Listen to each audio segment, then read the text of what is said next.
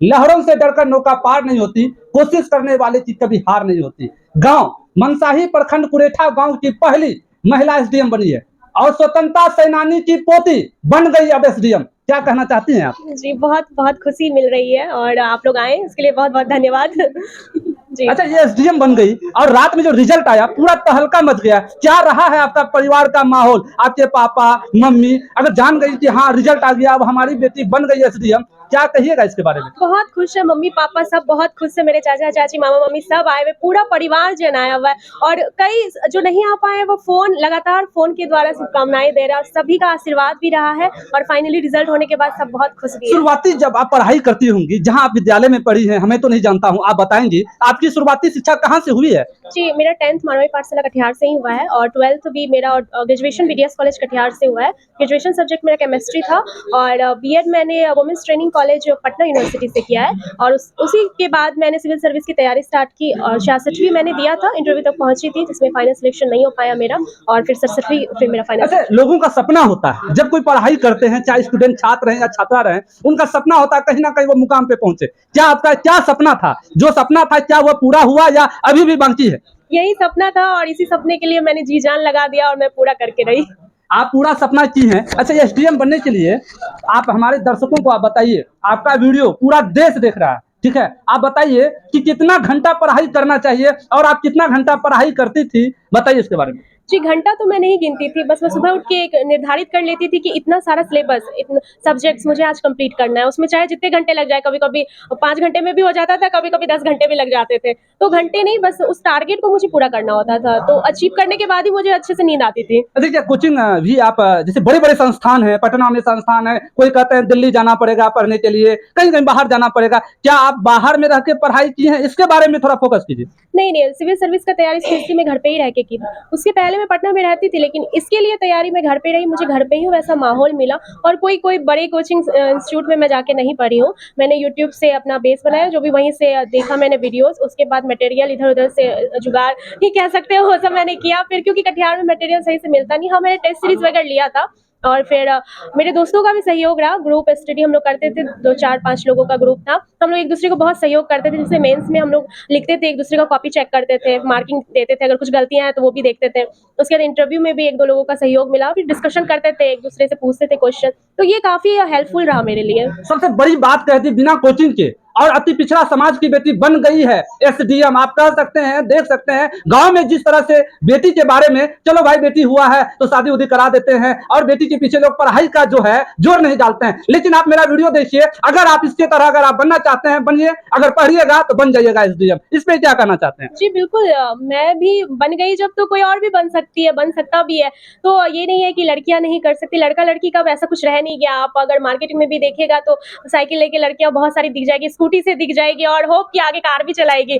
तो फिर आराम से लड़कियाँ कर सकती हैं, उसके लिए बस यही है कि मेहनत, लगन और धैर्यता की आवश्यकता है। रात से ही इनका फोटो जो होता है सोशल मीडिया में वायरल था और हमने इनका इंक्वायरी करके यहाँ तक मैं पहुंचा हूँ और मैंने जब देखा और इनका एसडीएम बनी है, मैं तो बहुत ज्यादा खुश हुआ कि खास हमारे कटिहार की भी बेटी जो कुरेठा गांव की एसडीएम बनी है। सबसे बड़ी बात है, बधाई का तो आपको पूरा तांता लग गया होगा, रिलेशन, गांव, आस पड़ोस सब जगह। जी, बिल्कुल रात से ही बहुत सारे कॉल तो कॉल लोग मिलने के लिए भी आ रहे हैं और वो सब उनका आशीर्वाद ही है, उनकी खुशी ही है। सब आते हैं, मुझे बहुत अच्छा फ़ील होता है, सबसे मिलती-जुलती हूँ तो बहुत अच्छा भी लगता है। हम भी अपने आप को बहुत खुशनसीब समझेंगे कि एसडीएम साहिबा कह सकते हैं, उनका मैं इंटरव्यू ले रहा हूं और इनके सामने समझिए कतार रहेंगे और जनता आपके सामने, जनता का जो जनता का फरियाद होता है, आपका जनता दरबार लगेगा, किस तरह से आप जनता का सेवा करेंगी, इस पे भी आप बोलिए। जी, बिल्कुल पहले तो उनको सहज महसूस करवाऊँगी कि हाँ, आप सही जगह पे आए हैं, आपकी जितनी भी परेशानी वो सुनी जाएगी और उस पे उचित कार्रवाई भी की जाएगी।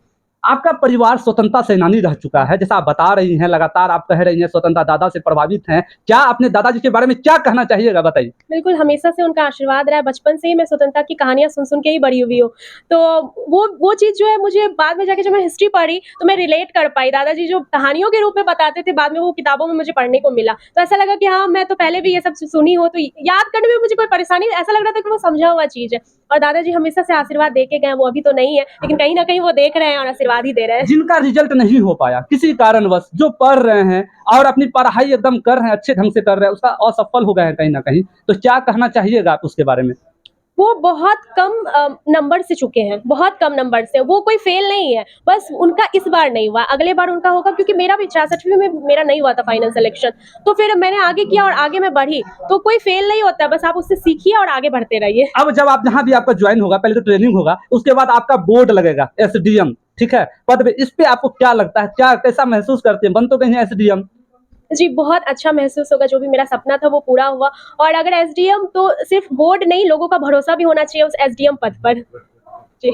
अच्छा, आप महिला के लिए, आप महिला एसडीएम हैं और महिला की समस्या बहुत रहती है, तो क्या महिला सशक्तिकरण है? जैसा महिला को क्या आप महिला बनी हैं, और नीतीश कुमार भी और मोदी जी भी कहते हैं बेटी बचाओ बेटी पढ़ाओ, बेटी बचाओ बेटी पढ़ाओ, और मुख्यमंत्री नीतीश कुमार जी भी कहते हैं बेटी पढ़ाओ बेटी बचाओ। इस पे आपका क्या कहना? बिल्कुल, मैं भी अगर दिख रही हूँ तो मैं एक सशक्त महिला के रूप में आगे अभी बढ़ूँगी। और आगे और भी महिलाओं को मुझे इससे जोड़ना है, प्रेरित करना है, बच्चियों को प्रेरित करना है, शुरू से वो अच्छे से पढ़ाई करें, आगे जाए। और जो भी महिलाएँ अगर पहले से नहीं भी सशक्त है, तो अब सशक्त होने का टाइम आ गया है। क्योंकि अगर एक महिला सशक्त होती है तो पूरा परिवार सशक्त होता है इसके पीछे, और परिवार के पीछे हमारा बिहार भी, हमारा भारत भी।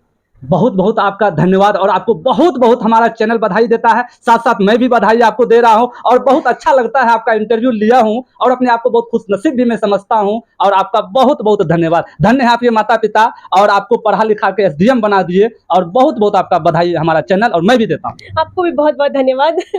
चलिए, और लगातार सर के पे आप, आपकी बेटी एसडीएम बन गई, कैसा लग रहा है सर, आप बताइए। बहुत ही खुशी का माहौल मेरे परिवार में और समाज में, सब में है। तो क्या आपको लगता था बेटी को जब आप पढ़ाए हैं, कितने लोग कहते हैं बेटी को क्यों पढ़ाते हैं, बेटी को तो विदा कर दीजिए, ठीक है, और आप बेटी को पढ़ा रहे हैं, वो तो बेटी चले जाएगी दूसरे घर, इसके बारे में आप क्या कहना चाहते हैं, बताइए। कभी भी मैंने बेटी को निजी दृष्टि से नहीं देखा, और विदाई करने के लिए भी नहीं सोचा कि मैं विदाई कर दूं शादी करके तुरंत, बिना कुछ उपलब्धि के। अच्छा, मेरा सपना था कि मेरी बेटी कुछ अच्छा करे, तब मैं अच्छा सा दूल्हा। आप बताइए, इतना आप बेटी के लिए प्रेरित रहे और एसडीएम बना दिए सर, और कम बड़ी बात नहीं, आप हेडमास्टर हैं। जो गांव में धारणा रहते हैं कि मास्टर का बेटा नहीं बनता है, ठीक है, गांव में ऐसा होता है सर, लेकिन आप हेडमास्टर, जैसा आपकी बेटी बताई कि हेडमास्टर रह चुके हैं, और पूरा वायरल चल रहा है। गुलाब चंद मंडल नाम है आपका, सोशल मीडिया में है वायरल सर, और देख रहा हूँ सेवानिवृत्त शिक्षक हैं आप तो, अभी नहीं है? अच्छा, अभी भी वर्तमान में शिक्षक हैं, और वर्तमान में शिक्षक हैं सर। और सर, आप क्या कहिएगा उसके बारे में, शिक्षक की बेटी आप बन गई अब एसडीएम, मास्टर की बेटी बन गई एसडीएम, इस पे क्या कहिएगा?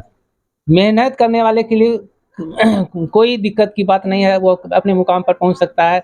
चाहे किसी की बेटी हो, किसान की बेटी हो, मास्टर की बेटी हो, या अन्य की बेटी हो, कोई भी पहुंच सकता है अपने मुकाम पर।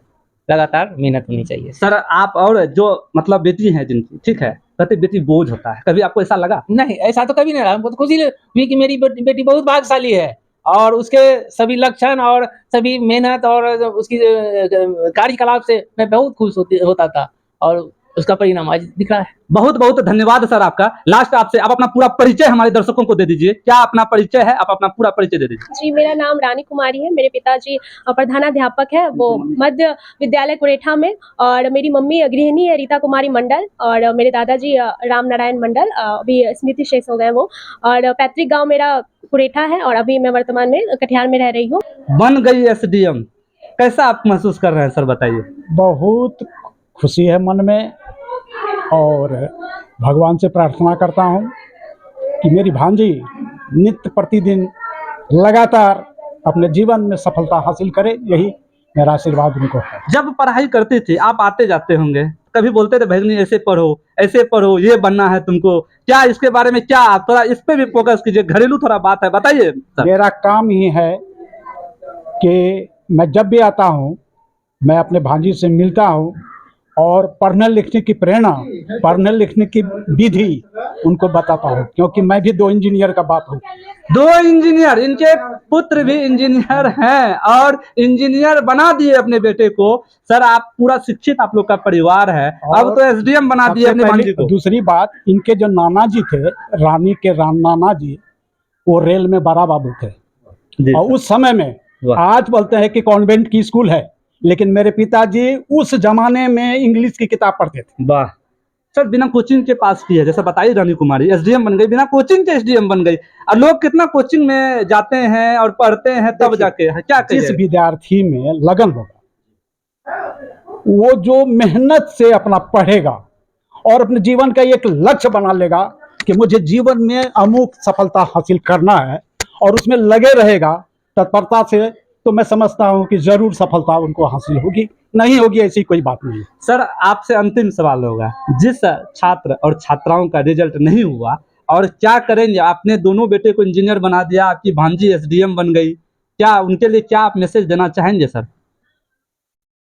देखिए, जो असफल हो गए हैं बीपीएससी की परीक्षा में, जो कुछ मार्क्स से या इंटरव्यू में फेल कर गए हैं, उनको हिम्मत नहीं खोना चाहिए, उन्हें फिर दोबारा प्रयास करना चाहिए। मेरी भांजी भी एक बार 1966वां इसमें गड़बड़ा गई थी, लेकिन उन्होंने हौसला नहीं खोया, उन्होंने हिम्मत नहीं खोया। उनके पिताजी ने भी हौसला दिया, उनकी माँ ने भी हौसला दिया, सभी ने हौसला दिया कि हिम्मत नहीं हारना है और आगे मंजिल जरूर मिलेगी सफलता की, यह भगवान से प्रार्थना है। कहते हैं लोग, अगर ईमानदारी से पढ़िएगा और ईमानदारी से कोई भी काम कीजिएगा और ईमानदारी रहेगा तो आपका हर काम, हर तकदीर, हर तस्वीर बदलेगी। कोशिश करने वाले की कभी हार नहीं होगी।